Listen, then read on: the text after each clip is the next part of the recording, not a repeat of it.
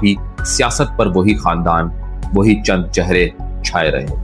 Corruption کے scandals, اقربا پروری اور حکمرانوں کی دولت کی نمائش نے عوام کو مایوس کر دیا۔ 2020 سے 2024 تک کے سال خاص طور پر سخت تھے۔ معیشت کمزور، نوجوانوں کے لیے نوکریاں ناپید اور مہنگائی بڑھتی گئی۔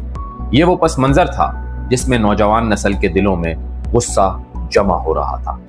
1 ستمبر 2025 کو جب حکومت نے اچانک اعلان کیا کہ فیس بک، یوٹیوب، ٹک ٹاک، ایکس اور دیگر 26 پلیٹ فارمز کو بند کر دیا جائے گا تو بظاہر یہ ایک قانونی یا انتظامی فیصلہ لگ رہا تھا۔ حکومت کا موقف یہ تھا کہ یہ کمپنیاں ملک میں رجسٹریشن نہیں کروا رہی، لیکن عوام نے اس فیصلے کو بالکل مختلف انداز میں لیا۔ سوشل میڈیا نیپال کے نوجوانوں کے لیے صرف تفریح نہیں تھا، بلکہ یہ ان کی روزی روٹی، ان کا رابطہ اور سب سے بڑھ کر ان کی آواز